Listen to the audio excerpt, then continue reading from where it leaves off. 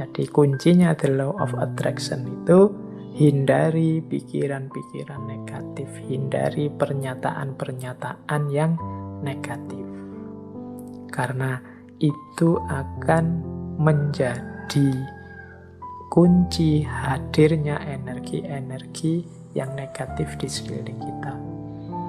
Itu ada quote juga yang saya bawa dari Henry Ford. Teman-teman mestinya kenal tokoh ini. Ini berhubungan dengan otomotif ini, Henry Ford. Ada quotes yang terkenal sekali dari Henry Ford ini. Whether you think you can or you can, either way you are right. Apakah engkau menganggap dirimu mampu atau tidak, dua-duanya benar. Kita kan sering menggunakan kalimat-kalimat yang mengekspresikan ketidakmampuan diri. Aku ndak bisa baca loh, aku ndak cakep loh, aku ndak bisa ngomong di depan publik loh, aku ndak bisa menari, aku ndak bisa berenang, aku ndak bisa menyanyi. Ya sudah, karena kita sendiri deklarasi kita ndak bisa, ya akhirnya ya kita memang ndak bisa. Padahal kalau mau kita bisa kok. Saya ndak bisa Pak ngomong di depan orang banyak, jadi yo iso. Cuma karena sudah merasa ndak bisa, ya selesai dengan ketidakbisaanmu. Saya ndak bisa Pak kalau harus menyanyi itu, saya menyanyi itu trauma sekali. Mungkin ya bisa, kalau kamu mau belajar tetap bisa. Semua orang mungkin ya bisa nyanyi. Cuma ya karena ndak mau saja, akhirnya ya memang ndak bisa beneran. Wah, matematika itu saya ndak bisa Pak. Wah, filsafat itu apalagi Pak, puyeng saya ndak bisa. Ya sudah, engkau menganggap ndak bisa, ya engkau ndak bisa. Kalau kamu percaya engkau bisa, pasti engkau juga bisa. Jadi whether you think you can or you can, either way you are right. Kamu anggap dirimu bisa, ya benar. Kamu anggap dirimu ndak bisa, ya benar. Karena tadi terlanjur kamu anggap dirimu ndak bisa, ya sudah, berarti kamu memang ndak bisa. Padahal sebenarnya kalau kamu sadar bahwa engkau bisa, ya sebenarnya engkau bisa. Saya matematika ndak bisa Pak. Sebenarnya ya engkau bisa, tapi engkau menolak untuk bisa saja. Saya bahasa Inggris itu ndak bisa Pak. Ya jan-jane ya iso, cuma kamu menolak saja untuk bisa. Kalau mau belajar pasti bisa. Oke, jadi ini contoh bagaimana pikiranmu menentukan hidupmu. Karena tadi kamu sudah merasa ndak bisa, ya wes, memang akhirnya engkau ndak bisa beneran dalam kenyataannya. Karena engkau merasa ndak mampu filsafat, ndak mampu matematika, ya sudah, berarti titik di situ memang kalian ndak bisa dan ndak mampu. Padahal kalau kalian mau, ya tetap mampu. Ini Henry Ford. Makanya menurut saya gunakan kalimat-kalimat yang lebih positif. Apalagi teman-teman ini yang guru ya, yang punya murid, punya anak didik, entah di level apapun, apalagi yang masih dalam upaya pembentukan SD, SMP, TK, PAUD. Ini kan hindari kalimat-kalimat yang negatif. Masukkan dalam isi kepala anak-anak kita itu hal-hal yang positif, yang membentuk dirinya secara positif, yang penuh harapan, yang penuh keyakinan akan masa depannya, yang menumbuhkan potensi-potensi tersembunyinya. Yakinkan bahwa mereka bisa apapun yang mereka inginkan kalau mereka mau. Jadi itu prinsip the law of attraction. Nah, asumsi-asumsinya apa sih the law of attraction itu? Jadi yang pertama, energi mengalir kemana perhatian seseorang tertuju. Mengapa sih meyakini the law of attraction? Apa yang kita yakini itulah yang terwujud. Karena ketika kita meyakini sesuatu, fokus pada sesuatu, energi kita mengalir ke situ semua. Pokoknya saya harus berhasil di sini, saya harus sukses ini, saya harus mampu melakukan ini. Nah, itu energi kita mengalir ke situ semua. Ya wis, mudahnya sering saya ilustrasikan kan kalau orang jatuh cinta. Itu energinya fokus semua pada yang dicintainya, sehingga kadang-kadang dia bisa melakukan apapun yang untuk dirinya sendiri saja mungkin tidak dilakukan, tapi untuk yang dia cintai, dia mampu melakukannya. Kenapa? Energinya mengalir ke situ semua, karena pikiran perhatiannya ke situ semua. Jadi asumsi pertamanya itu, ketika kita fokus pada sesuatu, maka semua potensi diri kita ke situ semua. Itu yang pertama, asumsinya itu. Yang kedua, alam semesta ini, ya di situ kalimatnya penuh dengan kelimpahan untuk manusia. Maksudnya apa? Alam semesta ini, segala fasilitas kelebihan yang ada di dalamnya oleh Allah itu diciptakan untuk manusia, dalam tanda petik untuk melayani manusia. Kita ini kan makhluk yang dihadirkan ke bumi setelah bumi siap untuk kita huni. Karena memang bumi disiapkan untuk manusia.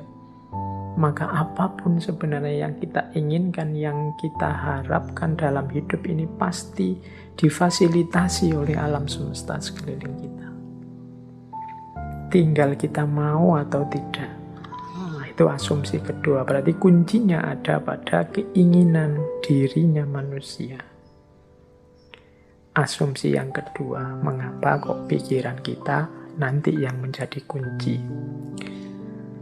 Yang ketiga, kemampuan atau potensi manusia itu sangat jauh lebih besar, jauh lebih luas daripada yang kita sadari saat ini. Jadi kayak kita merasa, Pak, filsafat itu mentok, saya Pak ndak paham. Ndak, kamu kurang serius menggali potensimu saja. Kalau kamu mau bisa. Pak, bahasa Inggris itu Pak, wah puyeng saya Pak. Matematika itu Pak, enggak. Kamu bisa sebenarnya, cuma kamu kesusu berhenti saja. Kemampuan atau potensimu enggak seterbatas itu. Allah memberimu potensi yang luar biasa. Harusnya engkau jadi orang yang luar biasa. Harusnya setiap orang kalau mau dia bisa jadi luar biasa. Kemampuan dan potensimu cukup untuk apapun yang engkau cita-citakan, engkau inginkan. Itu asumsi ketiga. Asumsi keempat, hidup ini tujuan dan isinya tergantung pada keputusanmu sebagai manusia. Jadi kita ini, kalau bahasanya agama, kita ini khalifahnya. Wajahnya hidup ini tergantung kita. Termasuk hidup kita ini ingin jadi apa, ingin seperti apa, kuncinya di kita sendiri. Dan pilihan-pilihan hidup itu tidak terbatas. Pak, saya ini anak desa, bapak saya cuma tani, berarti ya cita-cita paling tinggi paling saya bisa itu. Enggak ya, kalau kamu matok serendah itu cita-citamu, ya enggak jauh-jauh dari situ. Panjang setinggi mungkin. Pilihan banyak, enggak terbatas. Wawasanmu harus luas. Jadi pilihan hidup itu banyak, silahkan engkau pilih. Kuncinya ada pada dirimu sendiri. Engkaulah yang menciptakan kehidupanmu. Jadi rentetan asumsi ini, energi itu mengalir, fokusmu kemana tertuju. Kalau engkau fokus hanya pada hal-hal itu yang sepele-sepele, yang biasa-biasa saja, ya hidupmu akan terbentuk secara sepele dan biasa-biasa saja. Tapi kalau engkau fokus pada hal-hal besar yang luar biasa, ya hidupmu akan terbentuk secara luar biasa. Jangan takut, alam semesta pasti menyediakan semua fasilitas yang engkau butuhkan. Kuncinya hanya ada pada dirimu, mau atau tidak, siap menggali kemampuanmu sendiri atau tidak, berani memilih, memutuskan atau tidak. Apapun yang engkau putuskan, engkau pasti mampu mewujudkan dan alam semesta akan membantumu dan energimu akan fokus ke sana untuk melahirkannya. Ini asumsinya dari the law of attraction. Nah, sekarang prosesnya 6 langkah menuju the law of attraction tadi. Caranya bagaimana sih Pak? Biar yang saya inginkan kemudian benar-benar terwujud. Biar yang tadi saya niati akan saya wujudkan benar-benar hasil. Nah, ini ada 6 step, ya ini dari berbagai sumber tentang the law of attraction. Yang pertama adalah mintalah apa yang engkau inginkan. Kalau dalam agama minta ini kemudian wujudnya jadi doa. Atau mungkin dalam bahasa yang berbeda kadang orang pakai kalimat mimpilah, beranilah bermimpi. Kalau orang minta saja tidak berani, mimpi saja tidak berani, ya bagaimana dia mencapai tujuan-tujuan besar? Alah Pak, saya ini orang desa, ya sudah. Cuma cukup seperti ini saja saya sudah senang, ya sudah. Hidupmu akan hanya sampai level itu. Yang engkau inginkan memang di level itu saja. Padahal kalau engkau mau, engkau bisa minta yang lebih tinggi, menginginkan yang lebih tinggi. Inginkanlah. Jadi mintalah itu sama seperti inginkanlah apapun yang engkau inginkan yang besar-besar. Kalau sudah menginginkan, sudah minta, jangan lupa.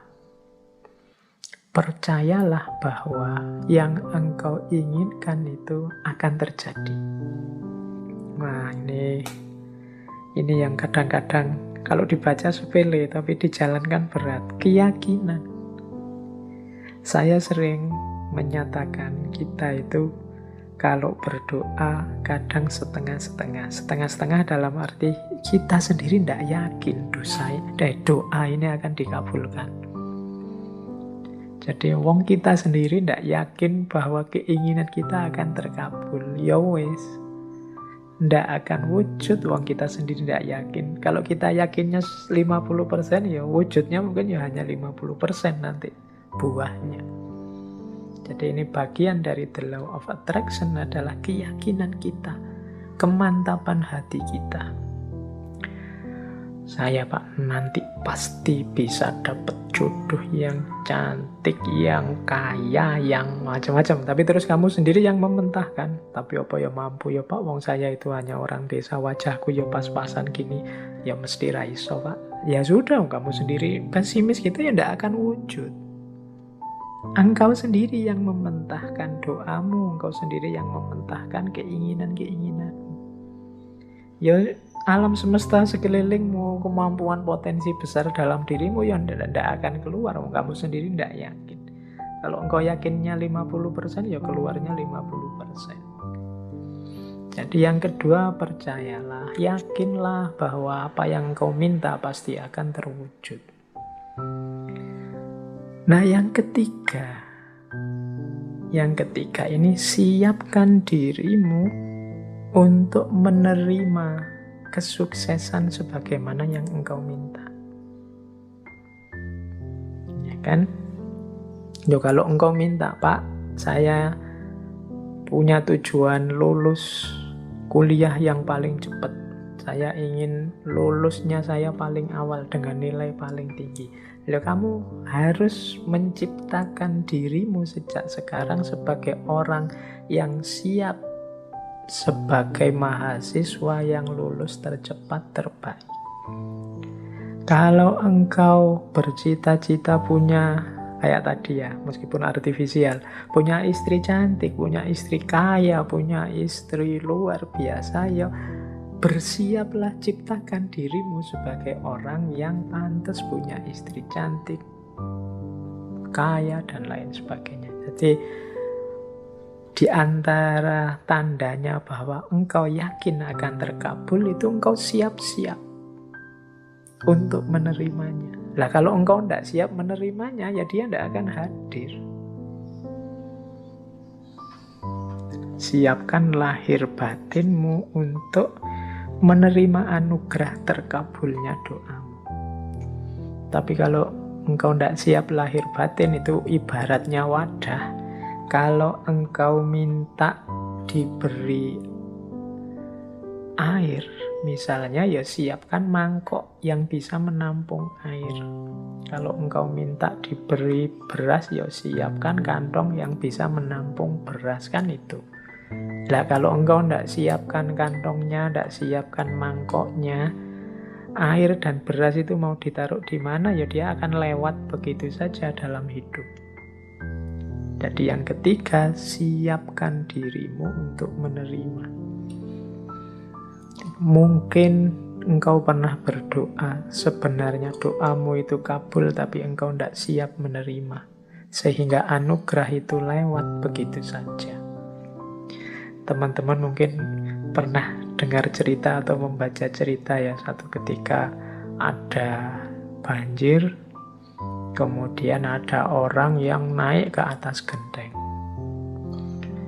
menunggu datangnya pertolongan. Dia berdoa, ya Allah, semoga selamatkanlah aku dari banjir ini. Kemudian tiba-tiba datang tim SAR membawa perangkat untuk penyelamatan. Dia mau menyelamatkan dia tidak mau. Tidak, saya menunggu Allah langsung yang menyelamatkan saya, bukan tim SAR. Silahkan lewat saja. Kemudian tim SAR lewat begitu saja, wong dia tidak mau. Sampai hari berikutnya juga begitu. Tim SAR balik lagi, dia tetap tidak mau. Menunggu langsung pertolongannya Allah. Akhirnya dia meninggal. Wong yo tidak cepat-cepat ditulungi.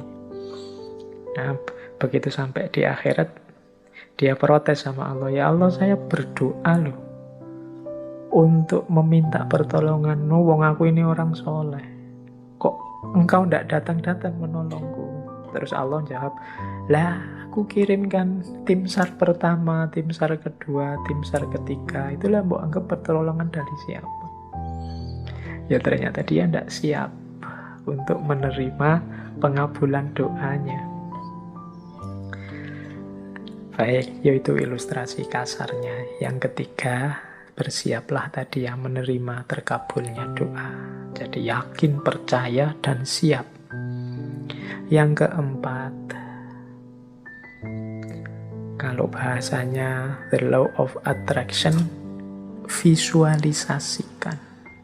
Jadi untuk mendukung semua itu, hidupkan dalam pikiranmu, hidupkan dalam imajinasimu, hidupkan dalam batinmu.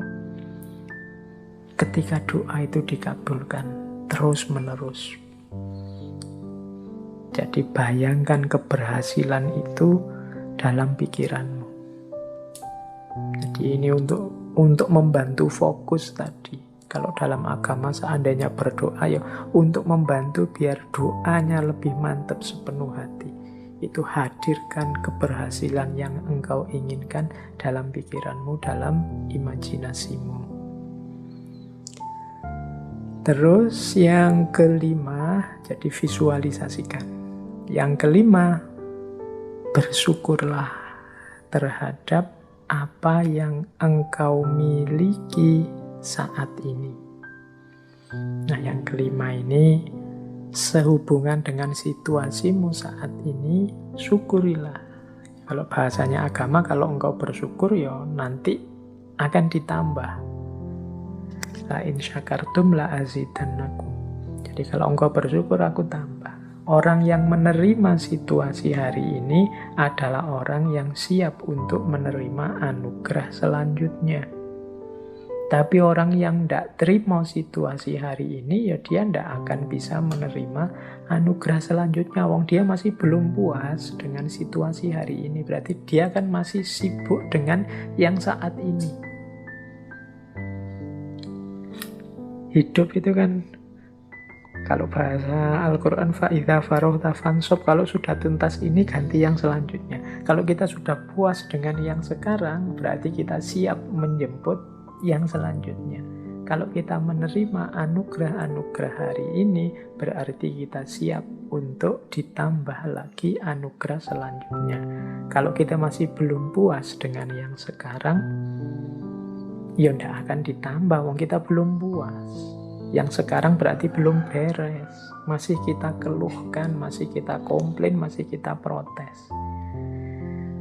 Jadi yang kelima, jadilah pribadi yang bersyukur. Jadi pribadi yang tidak mudah mengeluh, pribadi yang tidak komplain melulu. Jadi saya terima ya Allah situasi hari ini. Mungkin ini karena perbuatan-perbuatanku. Mungkin ada yang baik, ada yang buruk tadi ya. The law of cause and effect itu. Saya syukuri yang baik-baik. Dan aku mohon selanjutnya berikan aku. Nah, itu namanya siap menerima anugerah selanjutnya. Dan yang terakhir, untuk mencapai tujuan dari yang kita inginkan, menurut the law of attraction tadi, rencanakan dan usahakan langkah-langkah untuk menarik apa yang engkau inginkan. Orang yang pikirannya fokus pada keinginannya, sangat serius pada cita-citanya, itu pasti dia tidak diam saja. Jadi kelihatan. Jadi bukan orang yang minta terus tidur. Jadi dia minta, kalau memang benar-benar ingin terwujud, ya dia akan punya aksi-aksi, punya tindakan-tindakan, baik tindakan-tindakan untuk mewujudkan maupun tindakan-tindakan untuk bersiap menerima hasilnya. Jadi di yang terakhir ini sebenarnya sifatnya otomatis. Kalau kita sedang sangat cinta dengan seseorang misalnya, itu tanpa disuruh kan kita akan melakukan banyak hal untuk meraih cintanya. Ini sudah otomatis. Tapi kalau kita tidak terlalu cinta atau setengah-setengah, ya mungkin tidak terlalu serius juga melakukan sesuatu untuk mendapatkan cintanya. Jadi logikanya seperti itu. Kalau kita memang cinta sama Allah, tidak perlu diperingatkan tiap hari, tidak perlu diancam-ancam dengan neraka, tidak perlu diiming-imingi dengan surga. Engkau pasti sudah selalu ingin dekat dengan Allah, melakukan aktivitas apapun yang membuatmu dekat dengan Allah. Ini otomatis. Jadi ini 6 langkah dalam konteks the law of attraction. Mintalah apa yang engkau inginkan, percayalah bahwa yang engkau inginkan pasti nanti akan terwujud. Persiapkan dirimu untuk mendapatkan apa yang engkau inginkan. Kemudian visualisasikan, bayangkan keberhasilanmu dalam pikiranmu, dalam batinmu.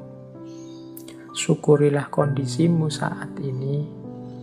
Upayakan sejauh kemampuanmu untuk mewujudkan keinginanmu. Maka alam semesta, Allah akan memberikan anugerahnya mewujudkan keinginanmu. Itulah the law of attraction.